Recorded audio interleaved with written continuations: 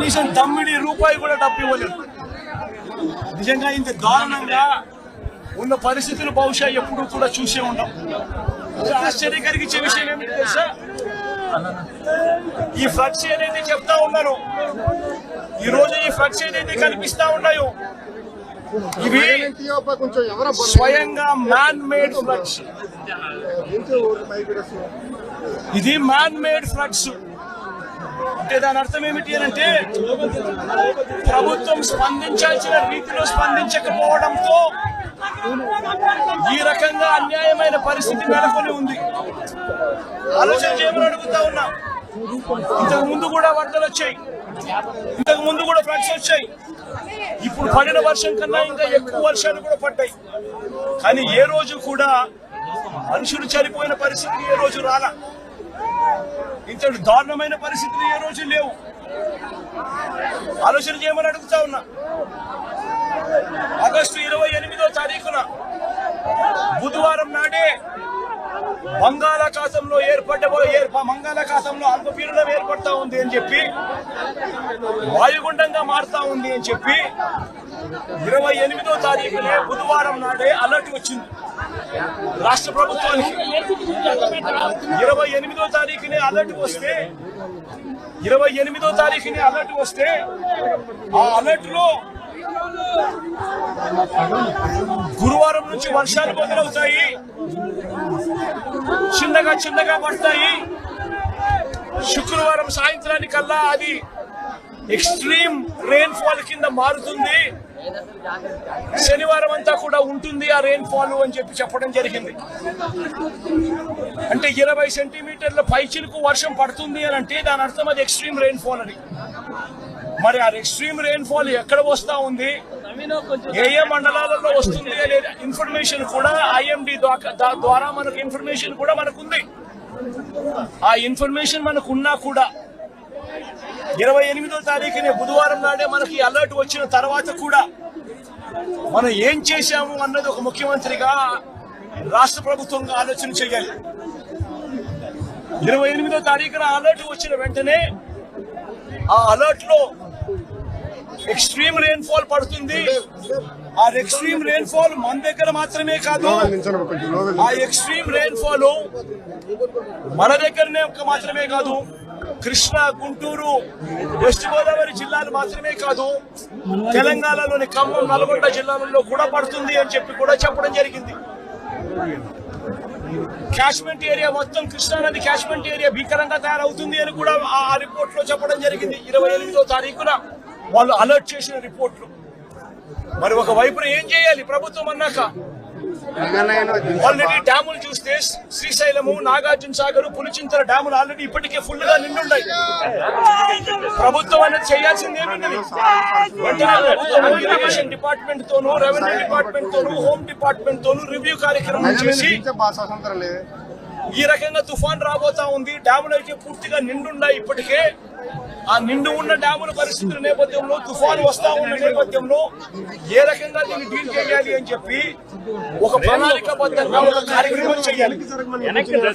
శ్రీశైలం నుంచి, నాగార్జున సాగర్ నుంచి, పులిచింతల నుంచి కనీసం 60-70 టీఎంసీల నీళ్లను అక్కడ నుంచి తగ్గించి అక్కడ వాటర్ ఫ్లడ్ కుషన్ ఏర్పాటు చేసుకోవాలి.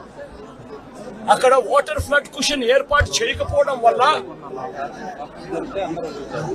కృష్ణానదిలో వరదలు రావడం, ఒకవైపున తుంగభద్ర నుంచి కురిసిన వర్షాల నేపథ్యంలో దాదాపుగా 170 క్యూసెక్ల నీళ్లు తుంగభద్ర నుంచి నీళ్లు రావడం, ఇది కూడా మనకు ఇన్ఫర్మేషన్ ఉంది. సిడబ్ల్యూసీ వాళ్ళు కూడా రిపోర్ట్ చెప్తా ఉన్నారు. ఈ నెల 30వ తారీఖు నుంచి శ్రీశైలంలోని కృష్ణానది ఇంకా భీకరంగా, కర్ణాటక నుంచి, మహారాష్ట్ర నుంచి కూడా వర్షాల వల్ల భీకరంగా నీళ్లు వస్తాయని చెప్పి శ్రీశైలంలో నీళ్లను తగ్గించి ఉండింటే, తుంగభద్ర నీళ్లు శ్రీశైలంలోను, నాగార్జున సాగర్ లోను ఆపికగా ఉండగలిగిందంటే ఆ వాటర్ ఫ్లడ్ కుషన్ ఏర్పరచుకోవడం వల్ల దాదాపుగా సబ్స్టాన్షియల్ గా నీటిని అక్కడే మనం కట్టడి చేసి ఉండొచ్చు. అది కాక కృష్ణా నదికి సంబంధించి తెలంగాణ నుంచి వస్తా ఉన్న నీళ్లు, మూసీ నది నుంచి వస్తా ఉన్న నీళ్లు, ఇవన్నీ కూడా పులిచింతల్లో కూడా ఆల్రెడీ నిండి ఉన్న కెపాసిటీ. అక్కడ కూడా నీళ్లు తగ్గించి ఉండింటే అక్కడ కూడా నీళ్లు ఆపి ఉండే పరిస్థితి. కానీ అవన్నీ ఏమీ చేయకుండా ఎక్కడా కూడా నీళ్లు తగ్గించకుండా 30వ తారీఖు నుంచి నీళ్లు తగ్గించుకుంటూ వచ్చిందంటే ఒక 8 లక్షలు 9 లక్షలు క్యూసెక్కులు అలా పారుతా పోయింది 30వ తారీఖు నుంచి. అప్పుడు ఈ మాదిరిగా భీకరంగా 11,35,000 క్యూసెక్కులు వచ్చే పరిస్థితి ఉండేది కాదు. ఈ మాదిరిగా ఫ్లడ్ ఉండే పరిస్థితి ఉండేది అంతకన్నా కాదు. కానీ రాష్ట్ర ప్రభుత్వం తీవ్రంగా జాప్యం చేసి ఏకంగా చంద్రబాబు నాయుడు గారు అనే వ్యక్తి తాను ప్రజలను పట్టించుకోవాల్సిన ఆవశ్యకతను పూర్తిగా మర్చిపోయి రెడ్ బుక్ పాలనతో పరిపాలన సాగిస్తూ కక్ష సాధింపుల మీదనే ధ్యాస పెడతా ఉన్నాడు తప్ప గవర్నెన్స్ మీద ఏం చెయ్యాలి అన్న దాని మీద ధ్యాస లేకనే ఇది మ్యాన్ మేడ్ ఫ్లడ్ కింద ఇంత భీకరంగా తయారైన ఫ్లడ్ ఇది. దీనికి గన 30వ తారీఖు నుంచే పర్ఫెక్ట్ ప్లానింగ్ గన చేసిందంటే మనకు బుధవారం నాడు అలర్ట్ వచ్చినప్పుడే తుఫాన్ రాబోతా ఉంది అని చెప్పి అలర్ట్ వచ్చినప్పుడే మనం కానీ ప్లానింగ్ చేసి ఉంటే తుంగభద్ర నుంచి వచ్చే నీళ్లు శ్రీశైలం నాగార్జున సాగర్ లో ఆగి ఉండేటివి. పులిచింతల్లో మూసీ నది నుంచి వచ్చే నీళ్లు ఆపుకొని ఉండవచ్చు. తర్వాత ఉపనదుల నుంచి వచ్చే నీళ్లు ఏదైతే ఉందో ఆ ఉపనదుల నుంచి వచ్చే నీళ్లు పారినా కూడా ఇంత తీవ్రమైన డ్యామేజ్ ఉండే పరిస్థితి కూడా ఎక్కడ ఉండదు. వైసీపీ నాయకులు మరి 5 సంవత్సరాలు కనపడలేదు మనకు. ఇప్పుడు కొత్తగా వైసీపీ నాయకులు వాళ్ళు నాయకులు అంటారా అండి? 5 సంవత్సరాలు ఎన్నో జరిగాయి. ఎందుకు ఇక్కడ మన గేటు కొట్టుకోపోతే ఎంతో మంది చనిపోతే మరి ముఖ్యమంత్రి గారు ఆ రోజు ఏం చేశారు? హెలికాప్టర్ లో నవ్వుకుంటూ టాటా బాయ్ బాయ్ చెప్పుకుంటూ వెళ్ళిపోయాడు. ఇప్పుడు వరకు వాళ్ళకు నష్టపరిహారం కూడా ఇవ్వలే వాళ్ళు ఈ ఎన్నికల వరకు. మరి ఇప్పుడు కొత్తగా మళ్ళా నాటకము, మొన్నటి వరకేమో లా అండ్ ఆర్డర్ తప్పింది అని చెప్పి ఒక నాటకం వేశాడు ఢిల్లీకి వచ్చి. ఇప్పుడేమో మళ్ళా కొత్తగా నాటకం వేస్తుంటే ప్రజలు అనే వాళ్ళు ఏమనుకుంటున్నారు నాకు అర్థం కావట్లేదు. రోజమ్మేమో మా ముచ్చుమరి ఇష్యూ గురించి మాట్లాడుతుంది. అసలు రోజమ్మను నేను ఒకటే అడుగుతున్నాను, నువ్వు ఎక్కడో చెన్నైలో ఎన్నికలు పాలిటిక్స్ లో జాయిన్ అవ్వాలనుకుంటున్నావు, చెన్నైకి పోయి నువ్వు పాలిటిక్స్ రాజకీయం చెయ్యి, అంతేగాని ముచ్చుమర్రి రాజకీయం మాత్రం నువ్వు చెయ్యొద్దు. ఎవరి అండ చూసుకొని నువ్వు ముచ్చుమర్రి రాజకీయం చేయాలనుకుంటున్నావు?